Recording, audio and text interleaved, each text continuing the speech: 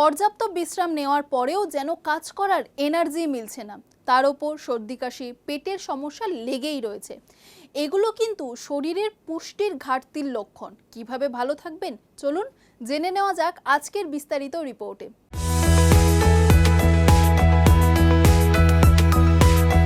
রাতে ৬-৭ ঘন্টা ঘুম হওয়ার পরেও যেন ক্লান্তি কমে না।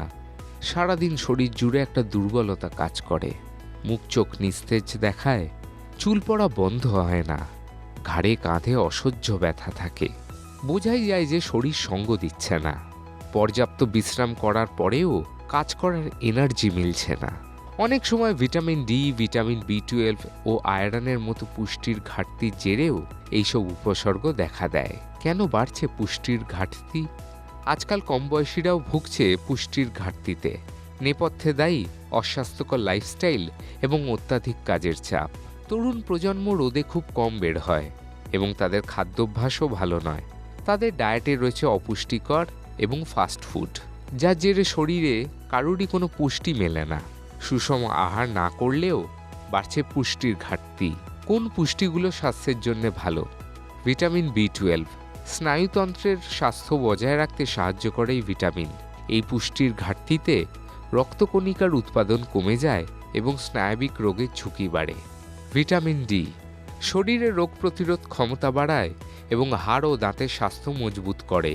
এই পুষ্টির ঘাটতিতে হরমোনজনিত সমস্যাও দেখা দেয়। আয়রন ত্বক, চুল, নখের স্বাস্থ্য গঠনে এই পুষ্টির ভূমিকা অপরিসীম। তাছাড়া এই খনিজের ঘাটতিতে শরীরে অক্সিজেনের ঘাটতি তৈরি হয় এবং রক্তাল্পতার সমস্যা দেখা দেয়। কোন ধরনের খাবারে এইসব পুষ্টির ঘাটতি মিটবে? সুষম আহারই শেষ কথা। আয়রন ও ভিটামিন বি12 ঘাটতি মেটাতে খেতে পারেন ডাল, সবজি, বাদাম, মাছ, মাংস, ডিম এবং ফল। শুধু নিরামিষ খাবার খেলে ভিটামিন বি12 চাহিদা মিটবে না, তাই আমিষ খাবারের উপরেও সমান জোর দিতে হবে।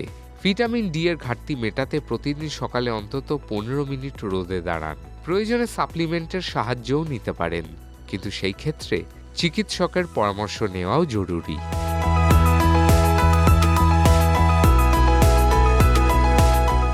দেখুন এই সময়ের তথ্য ও চিত্র প্রতিদিন রাত 9টায় ও সকাল 8টায় শুধুমাত্র চ্যানেল 1-এ।